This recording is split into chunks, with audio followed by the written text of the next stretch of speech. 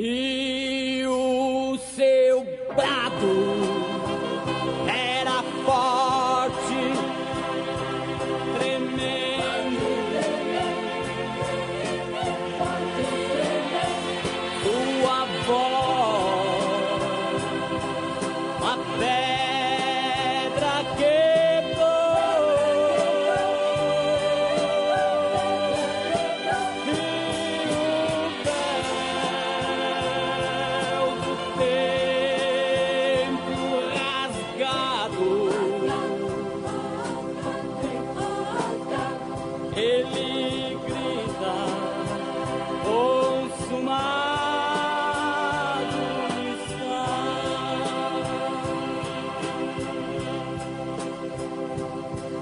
Um rei coroado de espinhos,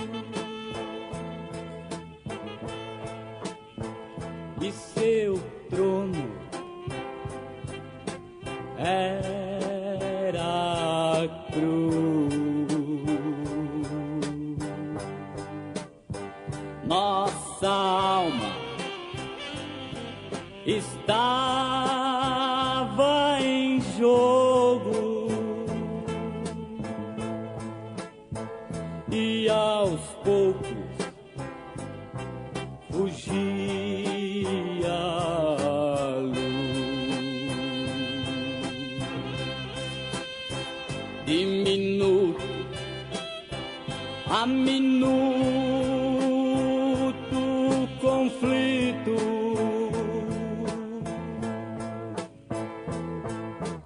ia chegando ao seu fim. Por tudo isso lutava Jesus, porque ele amou a mim. E o seu brado era forte, tremendo. Sua voz, a pedra quebrou. Meus irmãos, a paz do Senhor Jesus. Já deixem aberto o texto que nós estaremos tratando, que é o tema desse trabalho, dessa festividade, o Evangelho de Jesus Cristo, segundo escreveu o evangelista João, capítulo 19, versículo 30, já foi lido aqui, mas nós reafirmaremos e estaremos passando aquilo que o Espírito Santo colocou em nosso coração. Enquanto os irmãos deixam aí aberto, eu quero agradecer a Deus pela misericórdia que Ele tem nos concedido de poder estar aqui. Agradeço a Deus pela vida do irmão Tiago, que nos fez esse convite, pela misericórdia de Deus. Creio piamente que foi o Espírito Santo que pôs esse desejo em seu coração, porque se nós não formos regidos pelo Espírito Santo, dá tudo errado, né? E Deus me deu graça para atender também, né? Foi o Espírito Santo que conduziu todo o dia, toda a circunstância, né? Ainda há 2 semanas atrás eu caí doente de cama, coisa que há mais de 7 anos não acontece comigo e aconteceu. Poderia ter sido hoje, não poderia? Mas Jesus deu graça, nos recuperou e olha nós aqui como foi louvado, né? Jesus é bom, em tudo precisamos ser gratos a Deus, porque é Deus quem está no controle de todas as coisas. É Deus quem direciona todas as coisas. Então eu louvo a Deus, como a nossa irmã já tem falado aqui desde o início, que ela tem assumido aqui, e louvo a Deus pela vida dos meus irmãos aqui presentes, porque o Senhor também preparou esse momento para nós, para nos ensinar, para nos instruir, para nos edificar, e eu conto com as orações dos irmãos, amém? Para que o Senhor me edifique através das suas orações, e o Senhor nos edifique pela palavra, amém? Deus abençoe a todos, todos que estão nos né, acompanhando pela internet esse trabalho, que o Senhor venha falar firmemente ao seu coração ainda mais. E que o Senhor possa usar esse trabalho para nos converter, para nos santificar, para nos tornar melhores. Porque este é o propósito de Deus para a nossa vida. Amém, meus queridos? Deus abençoe a todos. Todos acharam, amém? Aproveitando que os irmãos estão de pés, vamos ler apenas o versículo 30. E quando Jesus tomou o vinagre, disse: está consumado. E inclinando a cabeça, entregou o Espírito. Podemos assentar em nome de Jesus?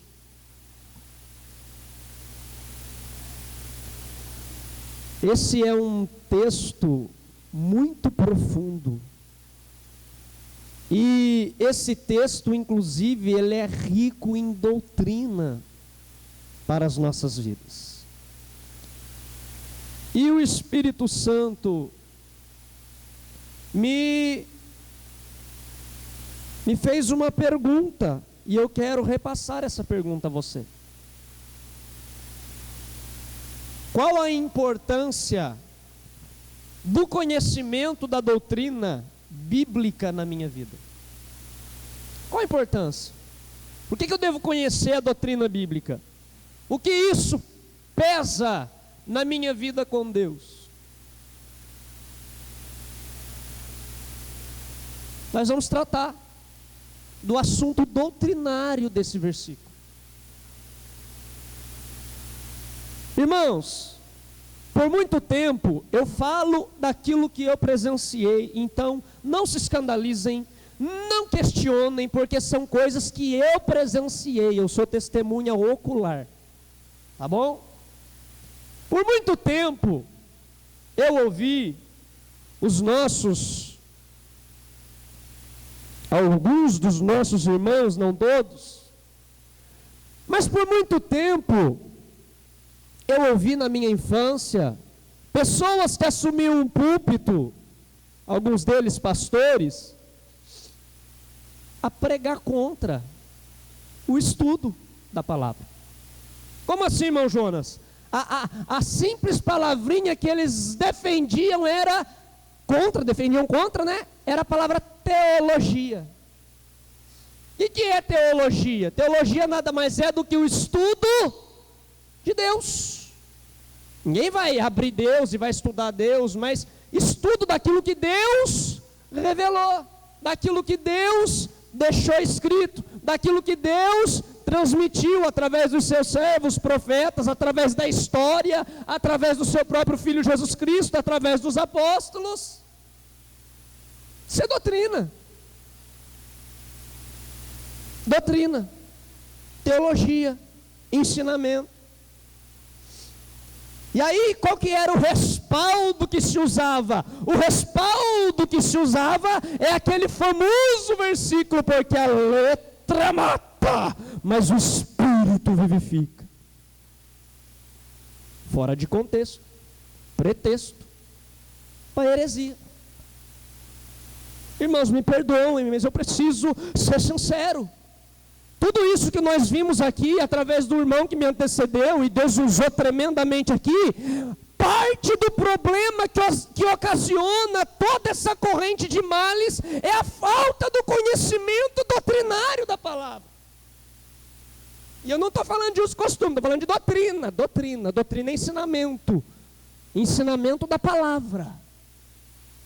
Isso é doutrina. Doutrina é ensinamento.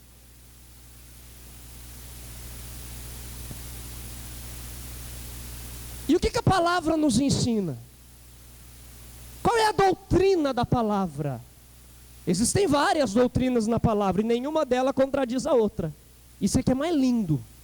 Nenhuma das doutrinas da Bíblia se contradizem, mas uma respalda a outra, uma corrobora a outra, uma fortalece a outra. E esse versículo em particular, ele tem um ensino doutrinário tremendo, e é por causa da falta do conhecimento dessa doutrina em particular, que muita gente entra em situações que não consegue administrar e não consegue depois sair.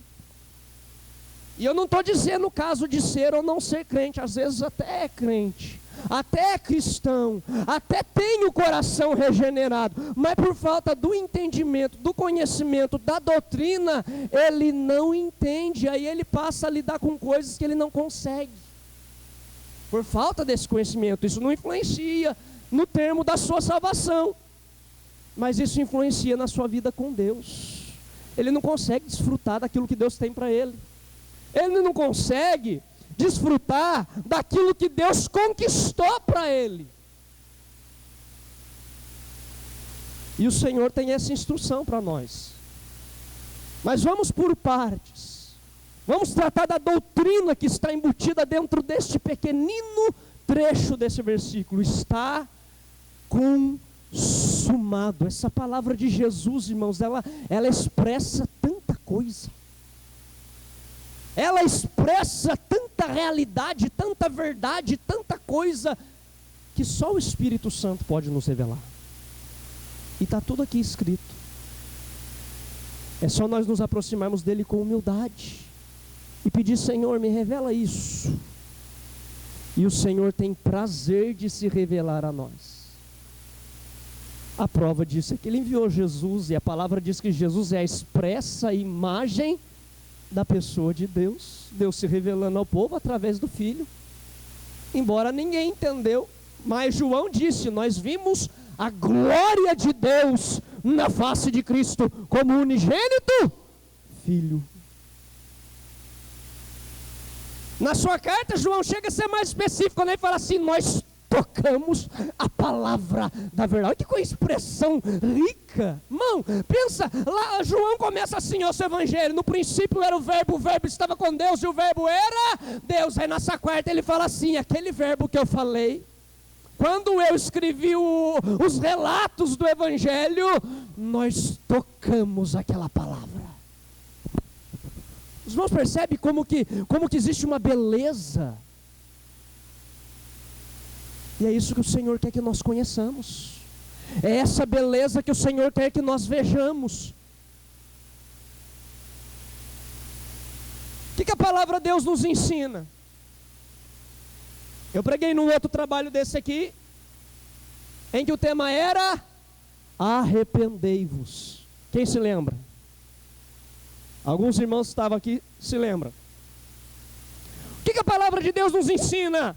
A palavra de Deus nos ensina que existe um reino, esse reino é um reino diferente, é o reino de Deus, e que por intermédio de Cristo foi trazido para a terra. Mas vão chegar, não está consumado. Mas segue o raciocínio. E a palavra de Deus, ela nos mostra que esse reino que Cristo trouxe para a terra, ele é um reino em expansão. O que significa isso? Significa que esse reino está avançando, conquistando e subjugando toda a terra. Não, onde está escrito isso? Salmo 110. Vamos ver lá?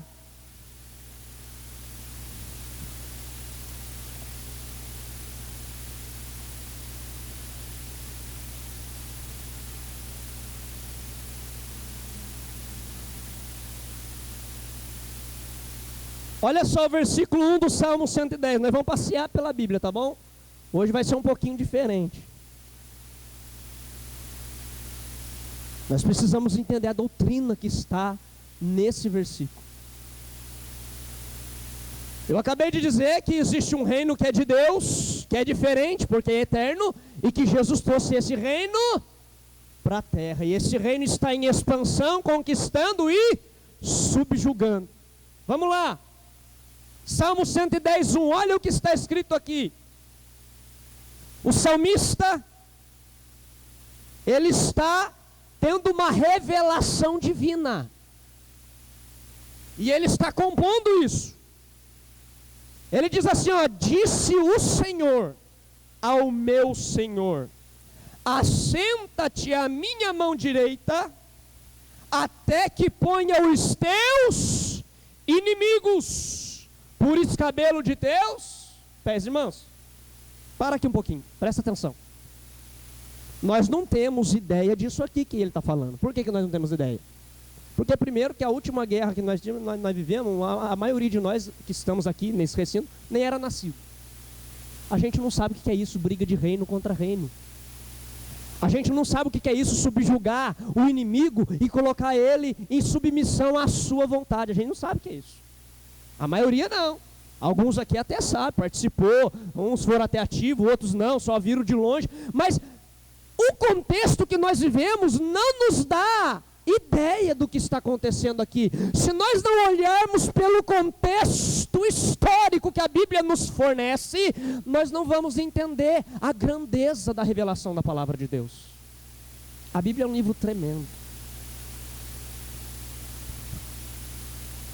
Irmãos, quando um reino estava em expansão, não quer dizer que Hoje expansão é o crescimento de índice de desenvolvimento humano, é verdade? Então a gente fala que um país está em expansão quando o índice do desenvolvimento humano está ascendendo, está crescendo. A economia vai bem, a educação vai bem, a saúde vai bem, uma série de outras coisas que eles consideram para desenvolver o índice de desenvolvimento humano vai bem. O país está em ascensão. Mas na época não era assim. Quando se dizia que uma nação estava expandindo, era dizer que esta nação estava em guerra e que as outras nações que não aderiam à sua filosofia eram vencidas pela guerra e subjugadas pela força. É esse o contexto. E aí quando Deus olha para Jesus aqui na revelação, que o salmista está vendo, Deus fala para ele: assenta-te à minha direita. Olha, irmão, isso aqui, quanto tempo foi antes de Jesus vir? Mas o salmista já está vendo por revelação o momento em que Cristo ascendia ao céu depois da crucificação, depois que ele passou 40 dias com os apóstolos, e aí é como se Deus o recebesse dizendo: agora senta aqui na minha direita. Senta aqui na minha mão direita, até que eu coloque todos os teus inimigos por escabelo dos teus pés. O reino de Deus foi manifestado na terra por intermédio de Cristo, e ele está em guerra, e a ascensão desse reino implica naturalmente na sentença de morte daqueles que não se submetem ao rei. Quem está me entendendo? Amém? Os irmãos estão seguindo o raciocínio? Então vamos continuar. Isso é para mostrar que o reino está em ascensão.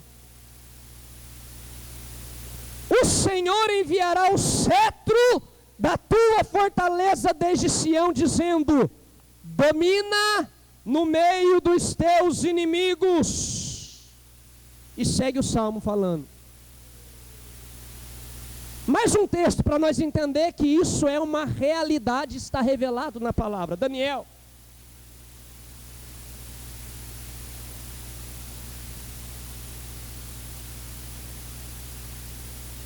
Capítulo 2, versículo 44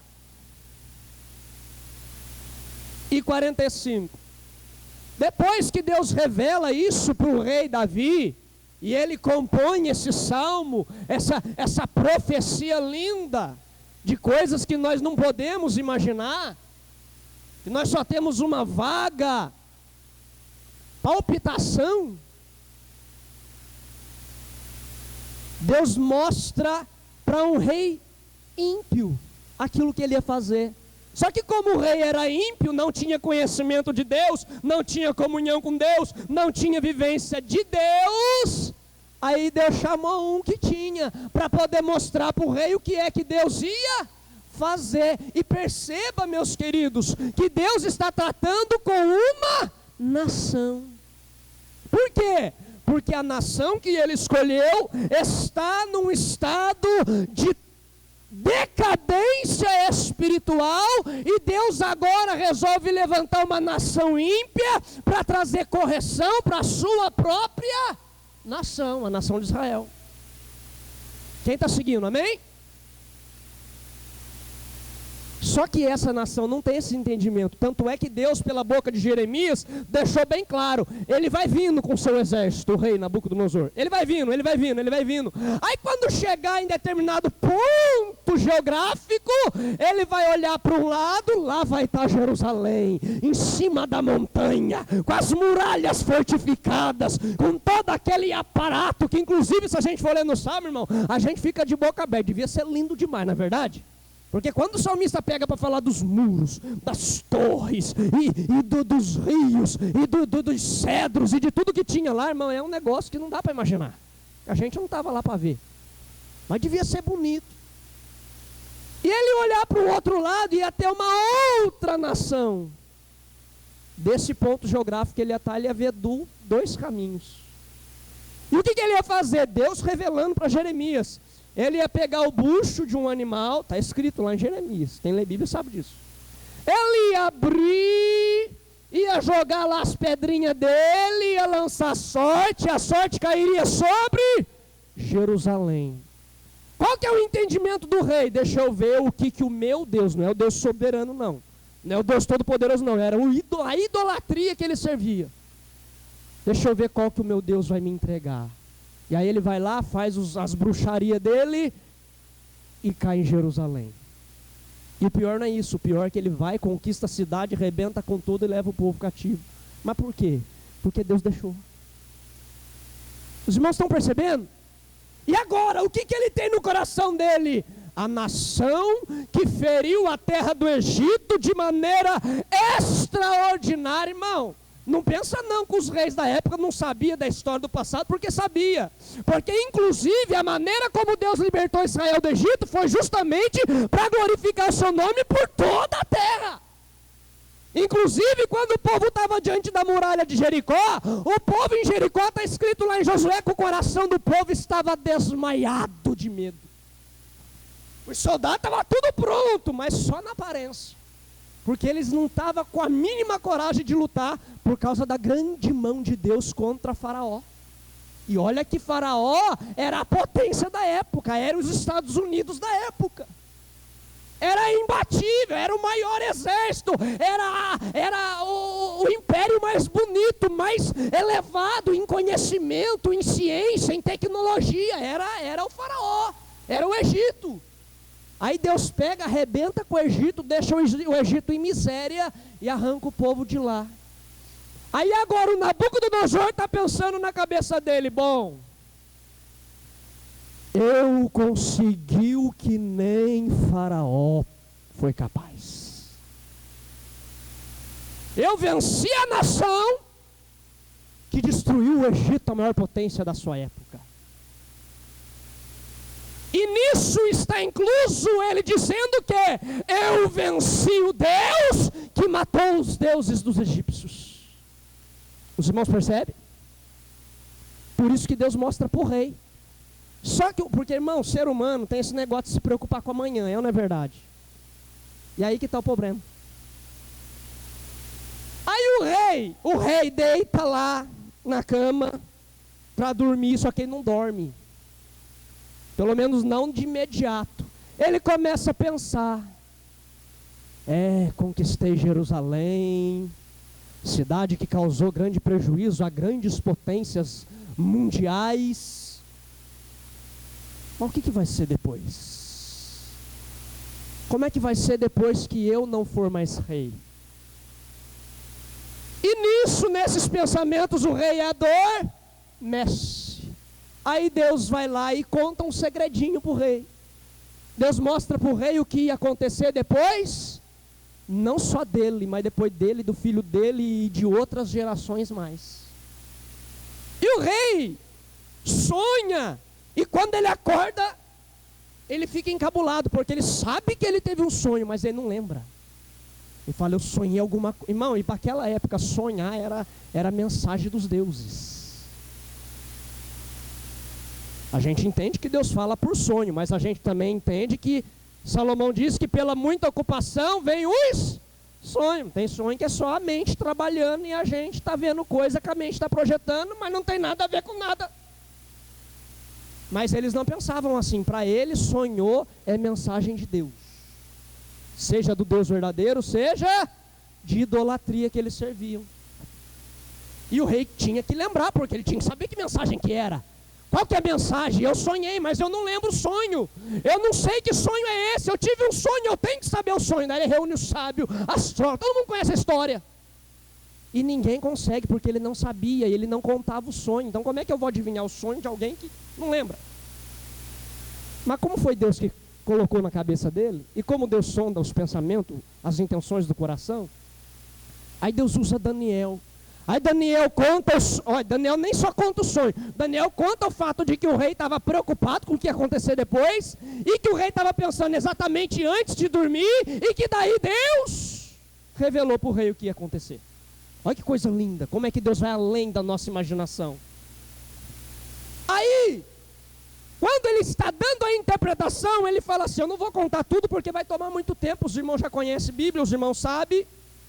Ele vai dizer assim, versículo 44, mas no dia desses reis, o Deus do céu levantará um reino,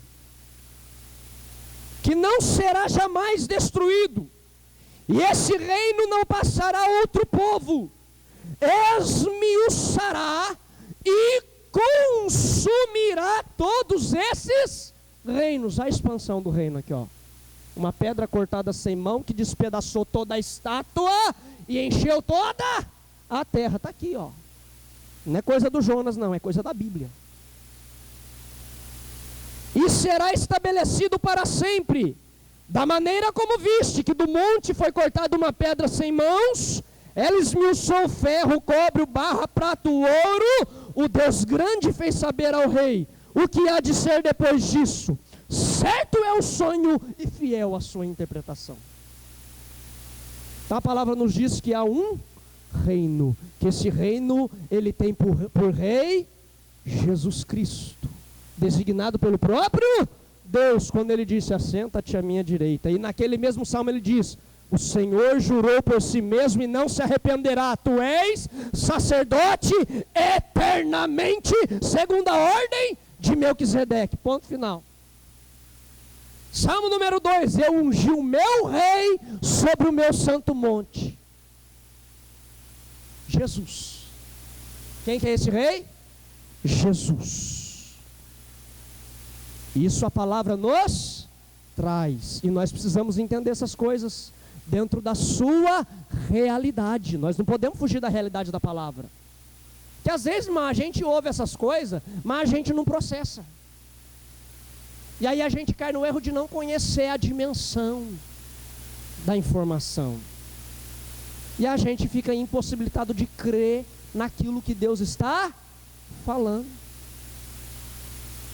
Então, eu peço que você redobre a sua atenção.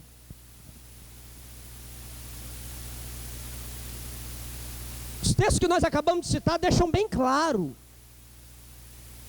que quem não faz parte desse reino vai ser destruído, vai ser consumido, e essa consumição ela é irreversível, é para sempre, vai ser consumido por toda a eternidade. Está escrito, o reino é eterno, e quem não faz parte do reino, e quem se rebela contra o reino, e quem resiste à posição do reino, destruição. Não precisa nem ir para outros textos, esses textos aqui já deixam bem claro. Como é que foi o verso 2 do Salmo que nós lemos? Domina sobre os teus inimigos. É domínio. É domínio. A gente não tem noção dessas coisas porque a nossa filosofia é aquele negócio de que não existe isso de superioridade, de que todo mundo é igual. Tá bom, isso entre nós seres humanos. Porque existe um Deus no céu. E Ele é suprema autoridade sobre tudo e sobre todos, porque foi Ele que criou, e isto lhe confere poder para fazer da sua criação o que bem lhe aprouver. Goste nós ou não, queira nós ou não, aceite nós ou não, creiamos nós ou não.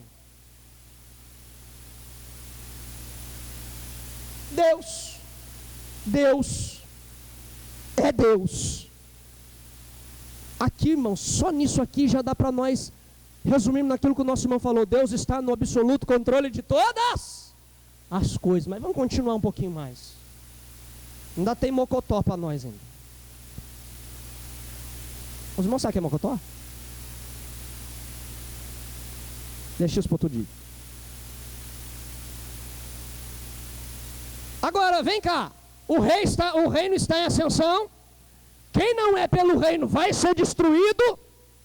Então, qual que é, humanamente falando, qual que é a decisão mais inteligente a se tomar? Ficar a favor do reino, não é verdade? É melhor se submeter, não é verdade? Já que não tem escolha, já que o negócio é vida ou morte, então é melhor você acatar a ordem e ficar quietinho. Só que tem um porém. Qual que é o porém? O rei desse reino, que é Jesus, o rei soberano, ele deixa muito claro que só pode fazer parte desse reino quem nasce nele.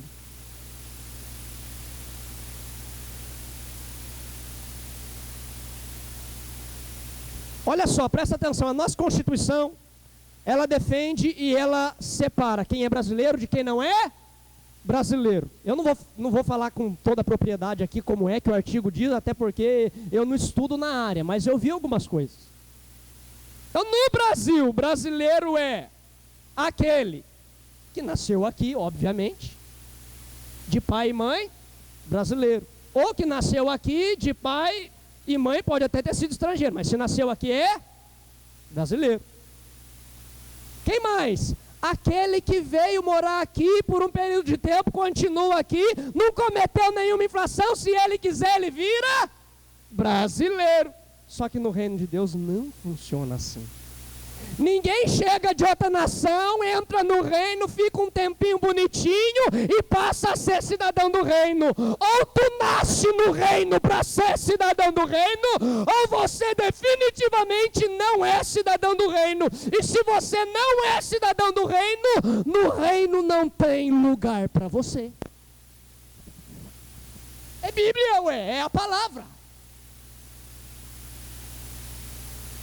Onde que Jesus falou isso? Simples assim. João capítulo 3, versículo 3. João, irmão, é um evangelho tão profundo naquilo que Jesus ensina. Não que os outros não sejam, é que os outros deram mais ênfase nos milagres. João deu mais ênfase nos ensinamentos. Por isso que ele é profundo naquilo que Jesus ensina. Olha só. Jesus respondeu e disse, versículo 3 do capítulo 3, na verdade, que aquele que não nascer de novo, não pode ver o reino de Deus. Irmão, não pode nem ver. Por que não pode ver? Porque o reino de Deus, Jesus disse que não está aqui ou ali, está entre nós. E só quem consegue ver? Só quem já nasceu no reino. Quem já nasceu no reino, conhece o seu rei, conhece o seu pai, Kamanassou, Anaê, conhece os seus irmãos, conhece o reino, como a lei do reino, a doutrina do reino. Quem nasceu sabe. Porque a palavra diz que ninguém dirá ao seu próximo, conheça o Senhor, porque todos me conhecerão. Todos serão instruídos por Deus, e Jesus reafirma isso.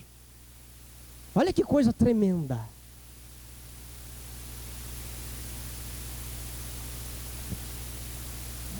Mas então como é que eu faço se eu não posso entrar no reino? Eu tenho que nascer no reino. Como é que eu faço para nascer? Bom, aí é um negócio que já não está no meu poder. Mas tem como saber. Tem como saber. se esse poder me é concedido ou não. Como é que eu sei? João capítulo 5, versículo 24. Mas a Bíblia tem resposta para tudo. Tem resposta para tudo. O problema é que a gente não investiga a Bíblia. Temos hábito não de investigar a Bíblia. Não temos. Como todo olha, irmão, isso é perigoso. Isso é perigoso. Como todo desenfreamento da sociedade desta nação e de todo o restante do mundo, nós teremos só respostas imediatas. Nós queremos tudo imediato. Nós queremos tudo para o mês retrasado, não é nem para ontem mais. Agora o negócio está mais apertado. Sim, estou usando uma hipérbole, mas para entender o quão maligno é essa geração. E às vezes a gente cai no erro de agir exatamente igual. É a iniquidade. Eu não sou iníquo, às vezes nós somos iníquos, sim. Nós agimos igualzinho o mundo age, a gente só se retém no tocante a pecados escabrosos que diante da sociedade é condenável. Mas quando o negócio não é para esse lado, então não tem problema se eu não trabalhar nisso, afinal de contas, todo mundo peca, não é verdade? Quem não tem pecado que atire a primeira pedra, não é verdade? Mas da onde que é esse dito popular? Não é da defesa do mundo contra o Evangelho?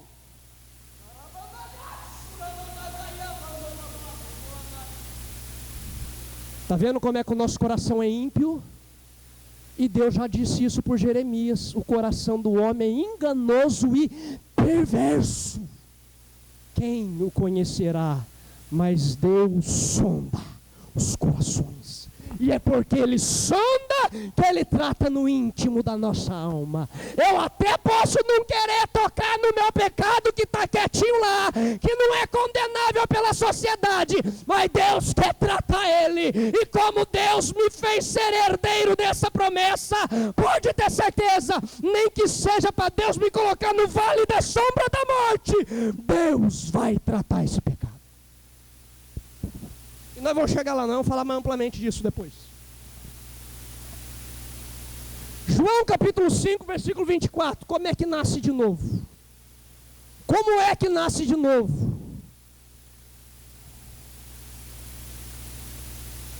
Olha o que está escrito aí. Na verdade, Jesus falando, não é o Jonas não. Jesus. Na verdade vos digo, que quem ouve, começa aí, esse é o princípio de tudo. Quem ouve a minha palavra e crê naquele que me enviou, tem a vida eterna e não entrará em condenação, mas passou da morte.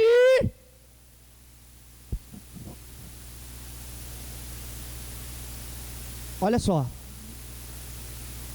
isso aqui é fresquinho, o pai acabou de dar aqui para mim. O que é morte?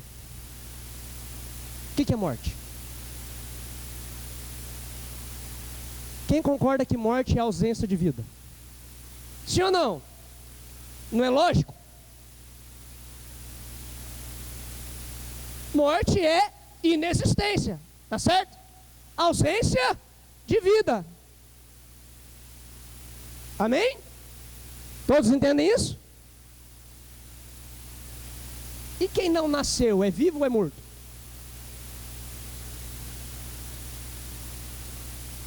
Pode-se dizer que está morto. Por quê? Porque é inexistente, não existe.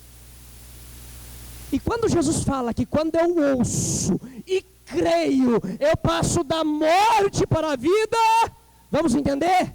Dentro dessa questão de lógica que nós estamos fazendo aqui, irmão, isso aqui provém de Deus, viu?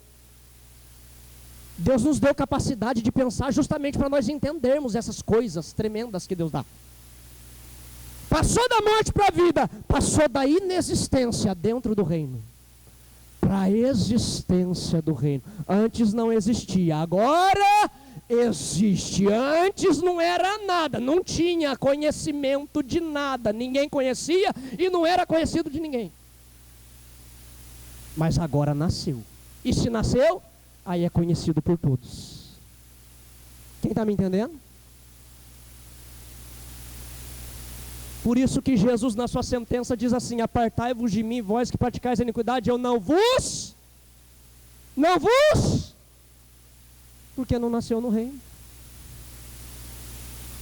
Inexiste no reino. Morto. Quem está me entendendo? Então, para nascer de novo, além de capacidade para ouvir as palavras de Jesus, é necessário capacidade para crer naquele que o enviou.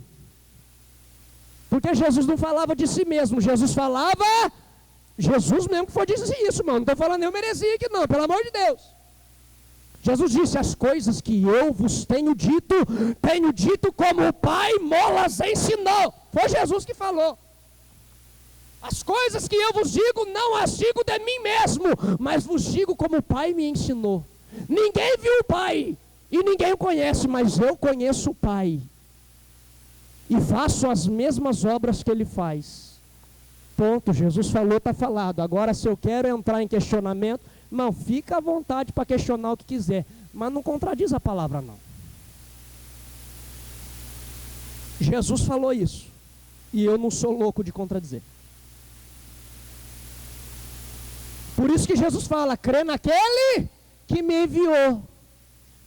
Aí, a partir do momento que eu recebo fé para crer naquele que enviou a Cristo, automaticamente eu vou crer em toda a palavra de Cristo, porque toda a palavra de Cristo foi direcionada e regida por aquele que o enviou, que é Deus.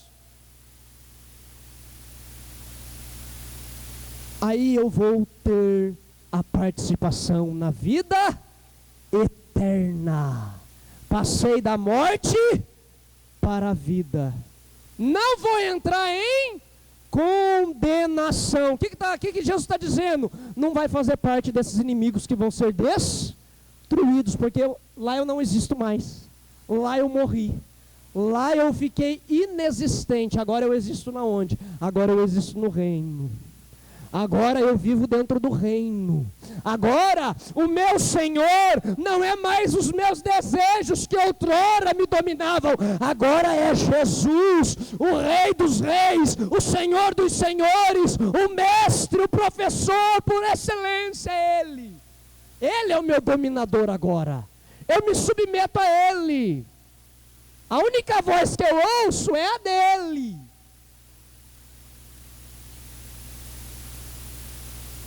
E para que idade, qual faixa etária de idade que é esse assunto doutrinário? Todas. Porque a partir do momento que eu tenho consciência e começo a aprender sobre as coisas, eu vou me deparar com situações, sejam elas grandes ou pequenas, mas todas elas de acordo com a minha capacidade, como já foi dito, emocional, intelectual. E aí, se eu não tiver essa firme esperança, se eu não tiver essa doutrina muito clara dentro da minha mente, aí eu posso incorrer em vários infortúnios na minha vida.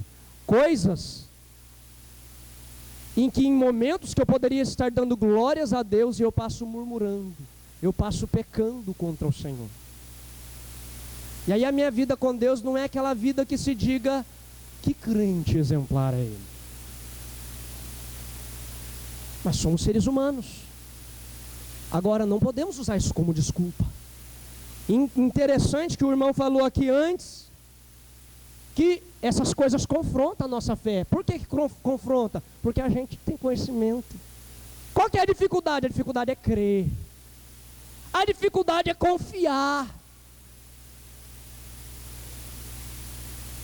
Olhar para Israel diante do mar e Deus dizendo marcha com o mar fechado é uma coisa, mas você está na situação, vendo o mar fechado, Faraó vindo dos dois lados, não tem saída, e aí Deus fala marcha, irmão. No mínimo, como seres humanos maus que nós somos, nós vamos olhar para o Senhor e falar assim: marchar para onde? Marchar para onde? Mas quando a graça está penetrada na nossa alma, a gente dá uma olhadinha, ei Jesus, tá difícil, mas já que o Senhor está falando para marchar, quem sou eu para contradizer? Eu vou marchar, e marcha, ué, porque Ele disse que é para marchar, quer dizer que Ele vai fazer alguma coisa que eu ainda não sei, mas Ele vai fazer. Eu tenho que crer, eu tenho que confiar, inclusive é isso que me define como crente. Irmão, não significa que eu não vou passar aperto. Não significa que a agonia não vai tomar conta dos meus sentimentos em determinados momentos. Muito pelo contrário, se o próprio Jesus, confiando 100% no Pai, foi tomado de grande agonia e chegou a dizer para os seus discípulos, a minha alma está angustiada, foi a palavra que ele usou, até a morte. Aí ele olha para os discípulos e fala assim, mas o que eu vou dizer? Pai, livra-me desse momento, embora ele tenha dito isso mais para frente, mas ele olha para os discípulos e fala, mas eu vou fazer isso. Eu tenho que tomar o cálice que o Pai me deu. E Jesus sabia muito bem o que ele ia passar, irmãos, o que torna a situação ainda muito mais difícil. Porque quando a gente não sabe o que vai passar, irmão, às vezes é ruim, mas às vezes você sofre tão demais antes, que depois quando você passa, você fala, nossa, nem foi tudo aquilo que eu pensei que seria. Mas quando você sabe exatamente o que você vai passar, aí você sabe o grau da dor que você vai sentir. E eu não estou falando não da chicotada que Jesus ia levar.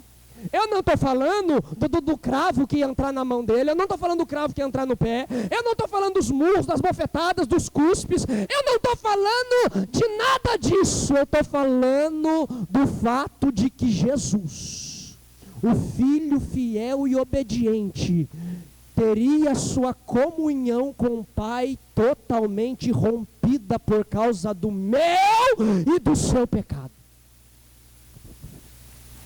Para quem não acredita nisso, guarde essa informação com você, e eu peço a Deus para que Ele te dê fé para crer nisso, porque isso é verdade. Jesus morreu. Jesus morreu. Não, peraí, calma. Eu estou dizendo que Jesus morreu. Não, ele não saiu do corpo, não subiu para o céu e não ficou sentadinho lá esperando dar 3 dias para depois descer na sepultura, pegar o corpo de volta e sair. Não foi isso que aconteceu. Jesus morreu. Como está escrito em Eclesiastes, a sua memória foi entregue ao esquecimento, o Filho de Deus.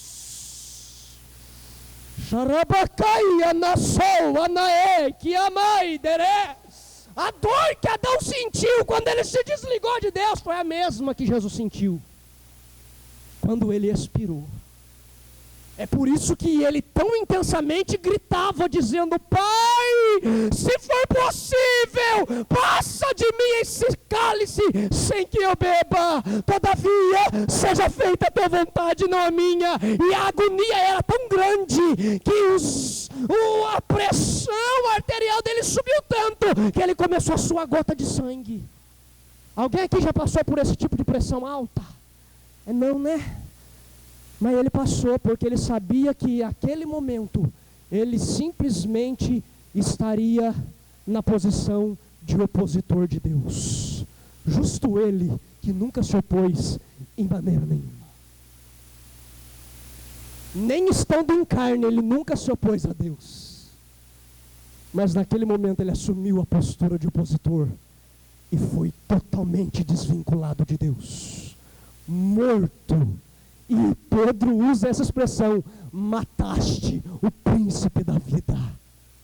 Tem como? Tem, porque Deus é soberano. Deus está no absoluto controle. E isso foi porque Deus nos ama. Ele nos amou. E eu acho uma passagem tão linda. E João relata isso com tanta propriedade. Ele diz assim: e tendo Jesus amado os seus discípulos, amou-os até o fim.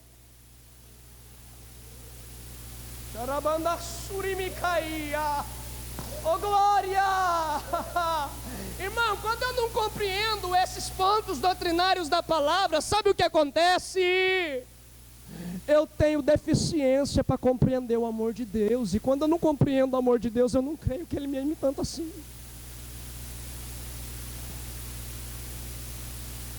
E aí a minha fé fica como a dos discípulos, até tenho, mas na hora de pôr ação não funciona, fica travado. Por quê? Porque eu não conheço a grandeza do amor de Deus. E nós vamos ver isso mais para frente. Está na Bíblia esse negócio de não conhecer o amor de Deus. Então, para nascer no reino tem que crer. E a palavra diz: isso não vem de vós, é dom de Deus. Glória a Deus por isso. Agora, irmão, tendo em mente toda essa verdade de que é um reino, que esse reino é eterno, é de Deus, que ele está em expansão e que ele está inundando a terra e quem ficar no caminho vai ser destruído e que para fazer parte tem que nascer nele. Aí a gente começa a entender que viver no reino de Deus não é viver numa instituição. Porque na instituição você não passa 24 horas do seu dia. Hoje, particularmente, nós vamos passar aqui, eu não, mas uma boa parte dos irmãos passa aqui aproximadamente umas 20 horas, sim ou não? Desde a hora que começou o trabalho até a hora que vai terminar no final. Ainda assim não vai passar aqui, porque depois vai para casa, toma banho, aquela coisa, né, que o bastidores. Não vai fazer parte da instituição. Na instituição, se eu cumprir a tabela, tá tudo certo. Qual que são as regras da instituição? O negócio é o seguinte: você não faz isso, não faz aquilo, não faz aquele outro. Você faz isso, faz aquilo, faz aquele outro. Uma vez, 2 por semana você faz isso e aquilo. E tá bom, glória a Deus. Facinho, né? Facinho. Seguir instituição é a coisa mais simples que tem. Inclusive, para quem segue outros tipos de denominações, fazem sacrifício que a gente até acha absurdo, não é verdade? Mas porque segue a instituição. Se a instituição manda, o que é para a pessoa fazer aquilo? E não vai fazer todo dia, vai fazer uma vez só. Isso é que torna ainda mais fácil seguir a instituição, porque eu não tenho que viver aquilo todo santo dia. Eu faço 1, 2 vezes por semana, 1 vez por ano. Vai machucar, vai doer, vai arrebentar comigo, mas só uma vez que eu estou fazendo, não vou fazer isso todo dia. Quem está me entendendo? Agora reino não. Quem vive no Brasil 24 horas por dia. E, portanto, 24 horas por dia está sujeito às leis que regem o país. Não importa se eu cometo infração meia-noite, 2 horas da manhã, 3 horas da tarde. Independente do horário, se eu for atuado em flagrante, a sentença é certa. Por quê? Porque eu estou no país, eu pertenço ao país. E no reino é igualzinho, porque é o reino conquistando as nações. E se eu nasci no reino, não dá para ficar no reino 2 horas, que é o horário que a gente geralmente tem de culto, e depois sair vivendo o mundo como se nada tivesse acontecendo.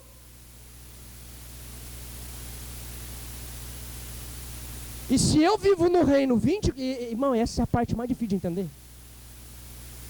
Que a gente até aceita. Irmão, presta atenção no que eu estou falando. Toda palavra tem um peso, então presta bem atenção. A gente até aceita essas verdades, mas a gente não crê nelas. Uma coisa é eu aceitar, outra coisa é eu levar a sério. Uma coisa é eu aceitar, outra coisa é eu crer. A gente aceita essas verdades, mas a gente não crê. Por que não crê? Porque a maior parte do tempo a gente se pega alienado contra Deus. Como assim, irmão Jonas? Quantas horas por dia você passa pensando em Deus?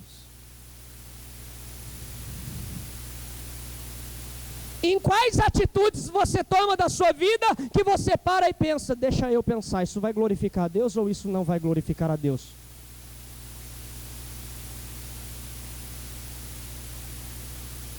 Quantas vezes isso acontece? Em um dia só. Irmão, na maioria das vezes a gente se levanta, malemar agradece pelo dia que o Senhor concedeu, vai para o trabalho o dia inteiro, tem todo aquele estresse, correria do trabalho, às vezes a gente até se ira, se revolta, e às vezes até dá vontade de falar umas coisas, e aí a gente se retoma por causa da consciência, mas ainda assim a gente não pondera a gravidade do que está acontecendo dentro de nós. E a gente não pondera como Deus está nos enxergando nessas situações. Os irmãos estão percebendo a gravidade? Aguenta aí as pancadas que vai vir bálsamo para nós. Tem bálsamo. O Senhor sempre corrige, mas sempre traz o óleo curando. É assim que Deus trabalha. Ele corrige aquele que Ele ama e açoita a quem recebe por filho. E glória a Deus por isso, porque é sinal que Ele está nos tratando como filho. Quantas vezes eu pondero, se eu fizer tal coisa, vai desagradar a Deus, então é melhor não fazer. Quantas vezes eu faço isso? Geralmente eu nem penso, eu simplesmente... Por quê? Porque está dentro de um âmbito legal da minha atuação. Mas eu paro para pensar se isto é legal no reino?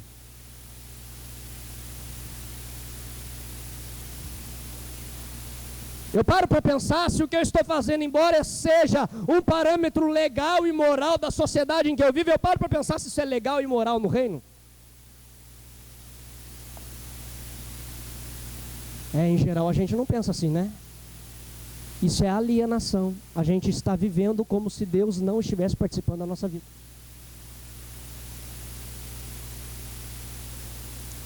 E a gente se escandaliza quando o cantor canta. Você caindo e Deus escrevendo. É verdade. Porque quem peca não pega fora da vista de Deus. Peca na frente de Deus, na vista de Deus, com Deus vendo. Ah, mas eu me guardo do pecado. E aquele pecado que você nem mexe nele? Você conhece você mesmo? Você conhece o seu coração? Irmãos, percebam que nós confiamos demais em nós mesmos, em quase nada em Deus. Por que eu confio muito em mim mesmo? Porque na verdade eu confio no estereótipo da minha religiosidade. Eu confio que como obreiro da Assembleia de Deus, diácono, pregador da palavra, estimado por muitos dos irmãos, glória a Deus por isso, eu penso que isso é suficiente. Quando na verdade eu tenho que olhar no espelho com lentes de contato da graça, para analisar de forma sincera e íntegra se a minha vida está condizendo com o evangelho da verdade. Porque, irmão, ser crente na frente de vocês é a coisa mais fácil que tem no mundo. Todo mundo olha o irmão Jonas e fala, o irmão Jonas é uma bênção. Pode ser que nem todos. Alguns não acham, não sei.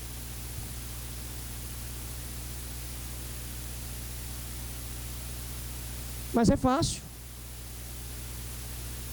O negócio é quando a gente está só nós e o nosso coração. Só nós e o nosso pensamento. Só nós e o nosso ego. Aí é que nós precisamos ter cuidado e ponderar pensamento, intenção, desejo, vontade e tudo mais. Os irmãos estão entendendo?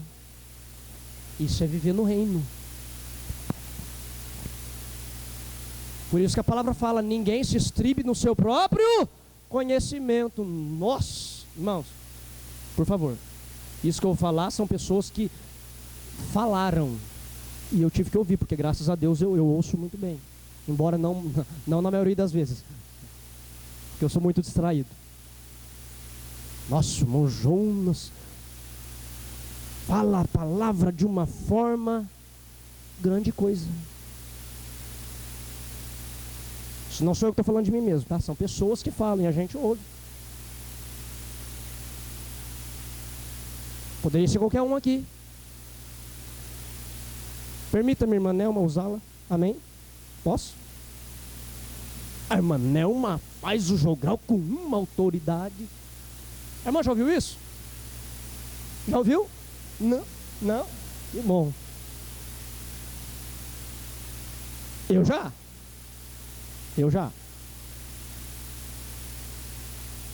Meu irmão, grande coisa. Por quê?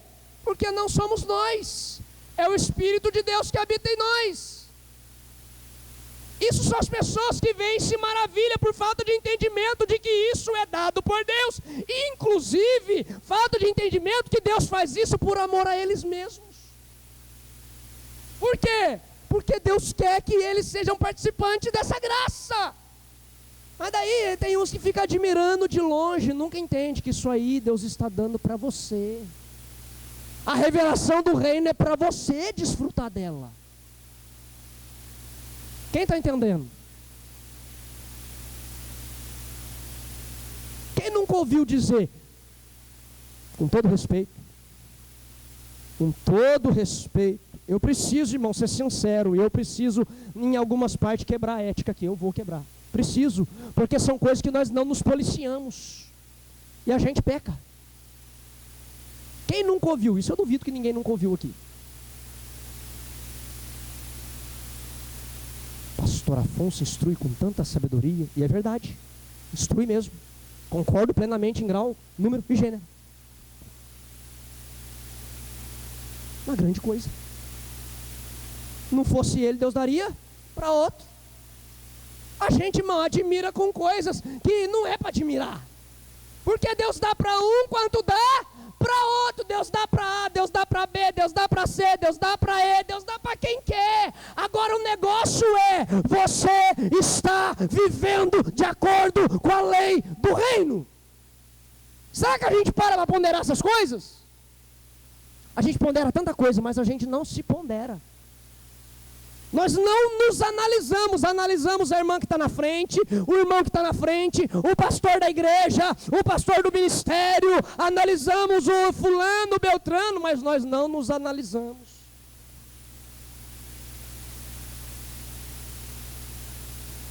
Viver no reino não é viver na instituição. Viver no reino é integral, portanto a lei do reino vale até quando eu estou dormindo.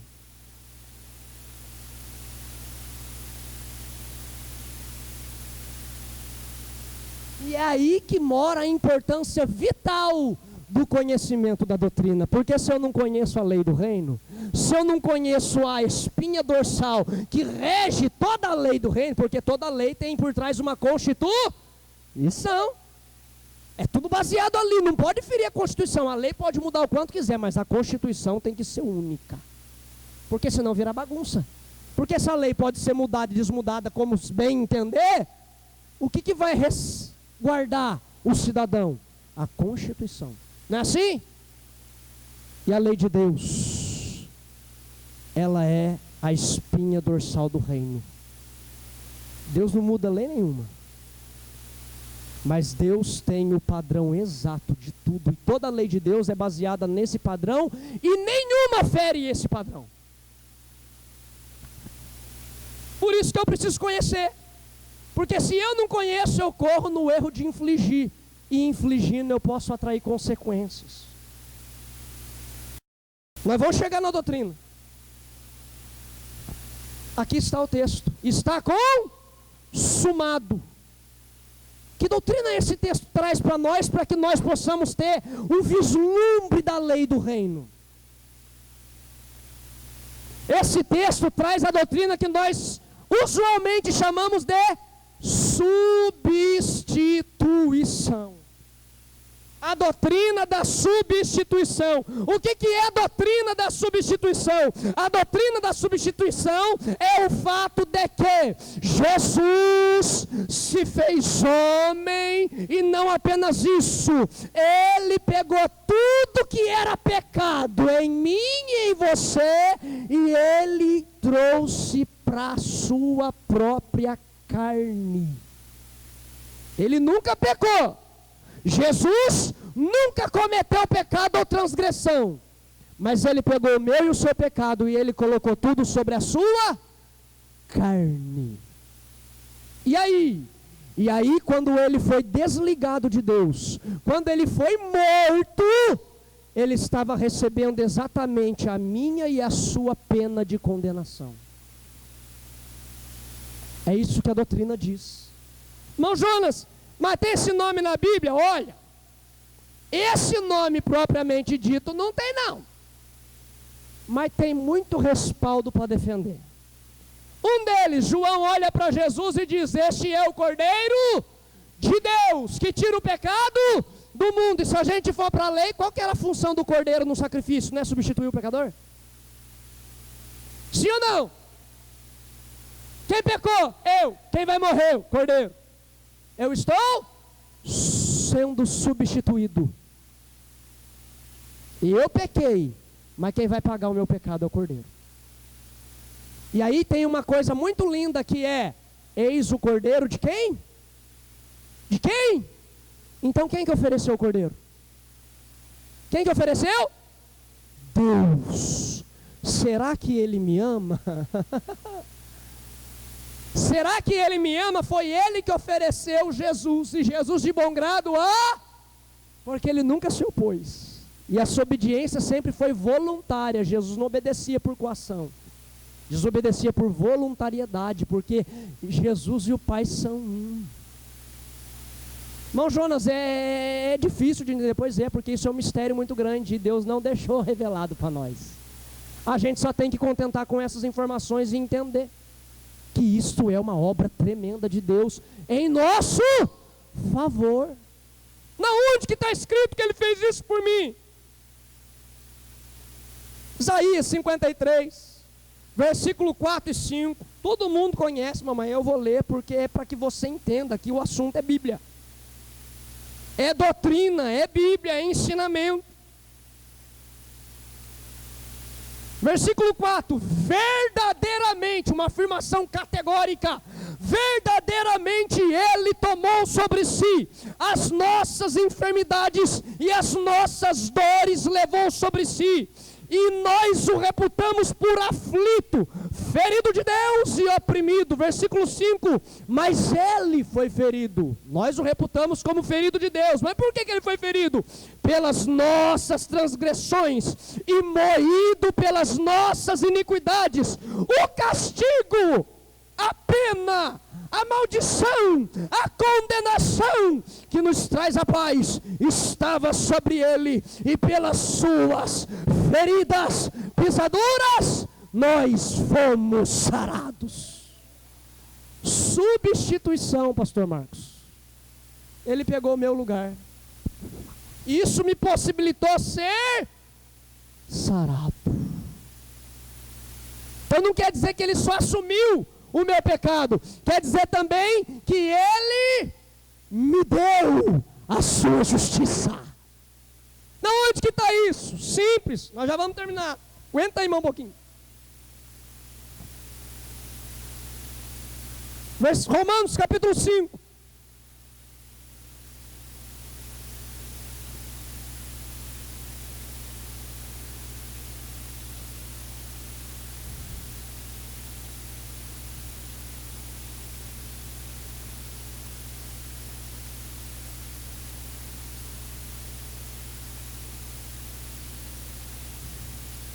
Versículo 1. Olha só. Sendo, pois, justificado pela fé, temos paz com Deus, por nosso Senhor Jesus Cristo. Versículo 19. Porque como pela desobediência de um só homem, muitos foram feitos o quê? Pecadores. Assim, pela obediência de um, muitos serão feitos justos. Agora o versículo 1, sendo pois justificado. O que é ser justificado? Não é passar a mão por cima.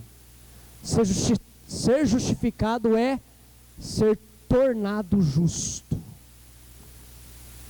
Você se tornou justo. Por que obra? Por alguma coisa que eu fiz? Pela obra de Cristo.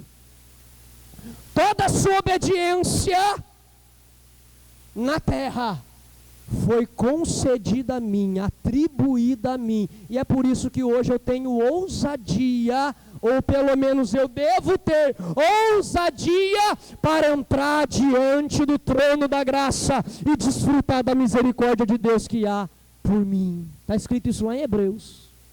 Entremos, pois, com ousadia diante do trono da graça.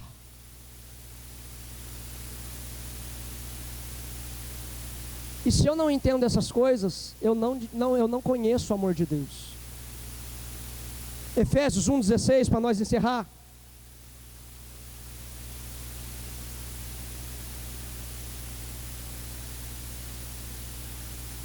Efésios capítulo 1. Versículo 16, olha o que Paulo diz. Não cesso. Mas vamos ler até o 19. Não cesso de dar graças a Deus por vós, lembrando-me de vós nas minhas orações. Paulo está falando para os irmãos Efésios. Para que o Deus de nosso Senhor Jesus Cristo, Pai da glória, vos dê em seu conhecimento o espírito de sabedoria e de revelação, tendo iluminado os olhos do vosso entendimento, para que saibais qual seja a esperança da vossa vocação, e quais as riquezas da glória da sua herança nos santos, e qual a sobreexcelente grandeza do seu poder sobre nós, os que cremos, segundo a operação da força do seu poder. Tem que conhecer ou não tem? Ainda em Efésios, capítulo 3, 14 a 19. Por causa disso, me ponho de joelhos perante o Pai de nosso Senhor Jesus Cristo, do qual toda a família nos céus e na terra toma o nome, para que segundo as riquezas da sua glória, vos conceda que sejais corroborados, confirmados com poder pelo seu Espírito no homem interior, para que Cristo habite pela fé no vosso coração, a fim de, estando arraigados, enraizados e fundados em amor, poderdes perfeitamente, poderdes perfeitamente, eu disse que cada palavra tem um peso, compreender com todos os santos, não é só para um, não é só para o pastor, não é só para o pregador, qual seja a largura, o comprimento, a altura, a profundidade, e conhecer o amor de Cristo, que excede todo entendimento, para que sejais cheios de toda plenitude de Deus. Vida plena em Deus, vida com abundância. Tem que conhecer o amor de Cristo para chegar nesse ponto. A gente não tem vida abundante em Deus, não tem vida plena em Deus sem conhecer o amor de Deus. E eu não conheço o amor de Deus se eu não conhecer principalmente a doutrina da substituição. Porque daí eu vou ficar como todo religioso, sempre tentando lutar com as minhas forças, como já foi dito aqui, tentando pelos meus próprios braços agradar a Deus de alguma maneira. E acontece que, como eu sempre peco, vem a frustração, vem a decepção, vem a depressão. Os irmãos estão percebendo? Mas por quê? Porque não conhece o amor de Deus.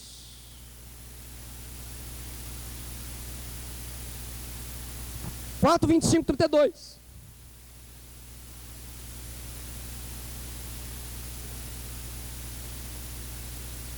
Pelo que deixar a mentira, falar a verdade, cada um com o seu próximo, porque somos membros uns dos outros. Irai-vos, não pequeis, não se ponha o sol sobre a vossa ira, não deis lugar ao diabo, aquele que furtava não furte mais, antes trabalhe fazendo com as mãos o que é bom, para que tenha o que repartir com o que tiver necessidade. Não saia da vossa boca nenhuma palavra torpe, mas só que for boa para promover a edificação, para que dê graça aos que ouvem. Não entristeçais o Espírito Santo de Deus, no qual estáis selados para o dia da redenção.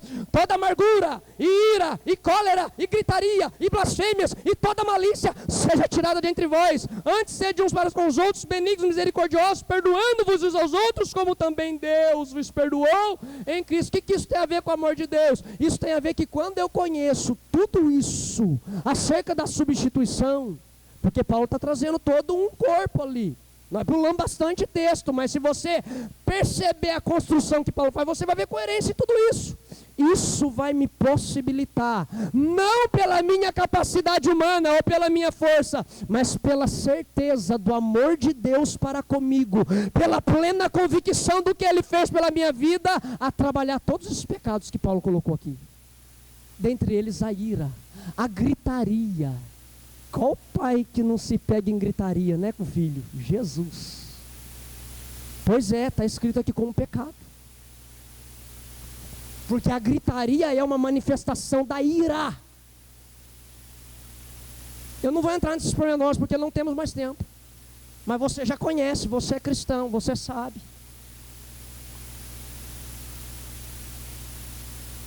Eu não vou lutar para agradar a Deus.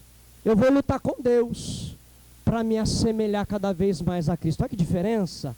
Por que com Deus? Porque lá em Romanos, capítulo 8, versículo 32, está bem claro: ora, aquele que nem mesmo o seu próprio filho poupou, como nos não dará juntamente com ele todas as coisas? Quem crê na palavra?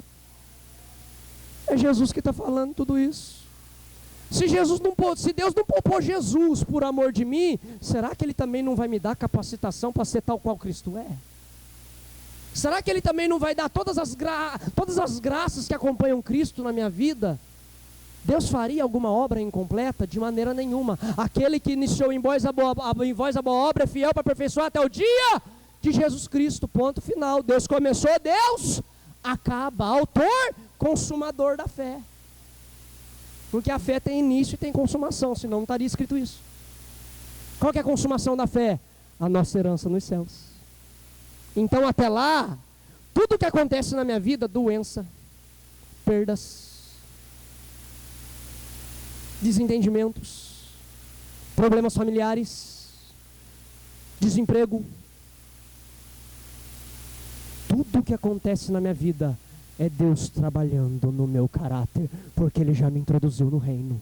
E quando eu entendo essa realidade, aí eu passo, apesar das dores, confiar nele e dizer: Senhor, verdadeiramente o Senhor está cuidando de mim.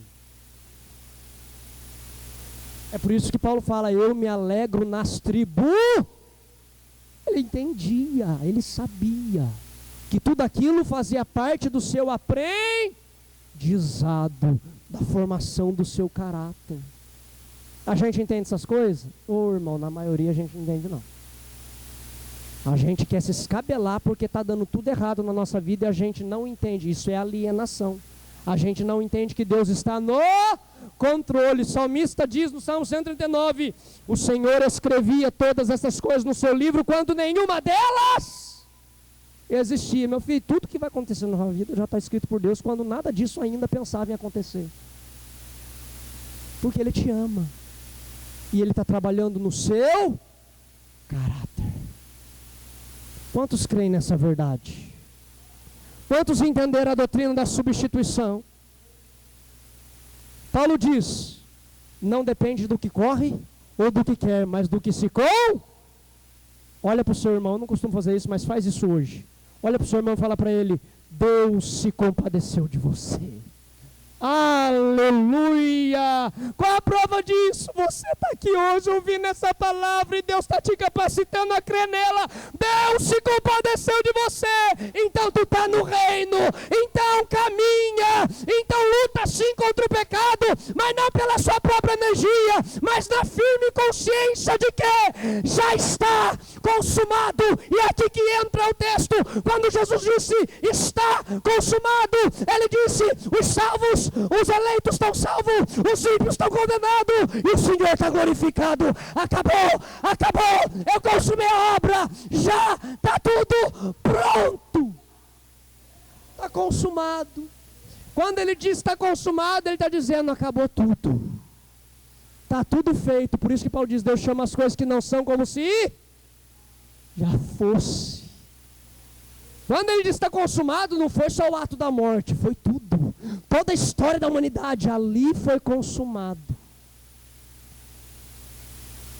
Quando Cristo expirou, tudo ficou pronto. O céu foi limpo, a iniquidade do povo de Deus foi expiada, o povo de Deus foi regenerado, Está tudo feito. Então, se já está tudo feito, por isso que a palavra fala, seguir a carreira que ele está proposta. Não é só andar, ué. O caminho já está aqui na frente. Antes não tinha caminho nenhum. Antes estava tudo no abismo. Agora tem caminho. Agora eu posso caminhar. Agora eu posso ir em frente. Agora eu posso lutar contra o pecado. Se eu tropecei, Deus tem poder para me levantar e para me ajudar a vencer essa tribulação, esse pecado em particular, essa angústia na minha alma, esse problema na minha família, esse problema na minha escola, esse problema no meu trabalho. Deus já fez tudo por mim. Está consumado. Fica de pé, eu quero orar com você. Você crê nisso? Se você crê, então a sua oração vai ser diferente. Você vai louvar a Deus na sua oração. Você vai agradecer. É agradecimento. Festividade é o quê? É culto de agradecer? É ação de graça pelo que Deus já fez durante todo. A gente vem só para pedir, né? Esquece de agradecer. Mas vamos lá. Nós vamos agradecer porque Deus já fez tudo. Qual que é a palavra? Está consumado. Até escrito atrás na camisa do jovem, né? Tetelestai. Até bonito de falar, né, em grego. Tetelestai. Está consumado. Acabou. Agora está tudo pronto. Por que nós estamos aqui ainda? Porque os que ele já salvou, tem uns que ainda vai nascer. Tem uns que ainda estão no mundo, vai vir. E quem que está responsável por isso? É nós que já chegamos aqui. É nós que vamos gerar eles. Através de lágrima, de sofrimento, de angústia, de tribulação, de perseguição. E depois que todo mundo já estiver pronto, aí se consuma tudo na glória. No desfrutar eterno. Amém, meus irmãos? Pai, eu te rendo louvores e ações de graças juntamente com os meus irmãos. Porque Deus, o Senhor nos consola pela Tua palavra. O Senhor nos exorta pela Tua palavra. O Senhor nos instrui. O Senhor nos corrige. O Senhor nos açoita. É verdade, Deus, que nós muitas vezes nos tornamos alienados, indiferentes a toda obra que o Senhor tem feito. Nós temos uma facilidade tremenda em reconhecer o Senhor num ato maravilhoso de milagre, mas nós temos tanta dificuldade para reconhecê-lo num ato de perda, num ato de enfermidade, num ato de insucesso, num ato de tantas coisas que para nós caracteriza-se ruim, Senhor. Nós temos dificuldades para ver o Senhor no meio da tormenta na nossa vida, mas hoje nós estamos aqui para render-lhe louvor e ações de graças, para agradecer-te, Senhor, por tudo que Tu és e por tudo que o Senhor tem feito nas nossas vidas. Afinal de contas, o Senhor já fez tudo por nós. Tua palavra diz que o Senhor já nos deu tudo concernente à vida e piedade em Cristo Jesus. Tua palavra diz que o Senhor já nos abençoou com todas as bênçãos espirituais dos lugares celestiais em Cristo Jesus. Tua palavra diz que em Cristo Jesus nós fomos punidos pela nossa iniquidade, pois fomos crucificados contigo, com Cristo, batizados na sua morte. E também fomos ressuscitados juntamente com Ele para a esperança da vida eterna, para uma novidade de vida, para uma vida melhor, para uma vida realmente verdadeira. E tendo, Senhor, tudo isso, verdade fundamental, clara, Senhor, coloca isso dentro do nosso coração. Porque uma das nossas falhas é não confiar em Ti, Senhor. Mas, Pai, nós precisamos entender que o Senhor está no absoluto controle de todas as coisas. O Senhor é que rege a nossa vida desde antes do nascimento até o fim dela. É o Senhor quem faz todas as coisas. Por isso, Pai, acalma o nosso coração. Alegra a nossa alma. Dá paz ao nosso espírito, para que possamos, ó Deus, sermos realmente testemunhas fiéis. Porque quando deixamos de ver o Senhor e ficamos atribulados, nós deixamos a fidelidade do nosso testemunho. Mas, Senhor, estando nós confiantes em Ti, centrados no Senhor, nós estaremos sendo fiéis ao testemunho que o Senhor nos entregou. Deus, Esse é o meu pedido a Ti, que o Teu Espírito nos conceda esta graça. E eu rendo a Ti louvores, porque o Senhor já nos capacitou a ouvir. E eu creio piamente que juntamente com ouvir, o Senhor nos capacitou a crer nessa realidade. Senhor, que agora possamos aplicar isso em nossa vida, para que o Teu nome por fim seja glorificado em nós, em nome de Jesus. Amém. Deus abençoe a todos em nome de Jesus. Glória a Deus, né? Que Deus abençoe a vida do nosso irmão Jonas. Todo dia, toda hora, muito mais prazer em ouvir. Radionete Grata Nova. Web Rádio, a qualidade que faz a diferença, cada vez mais necessária. Rede Grata Nova de Evangelização. Acesse nosso site www.horadadecisão.com.br. Hora da Decisão, tudo junto, sem acento.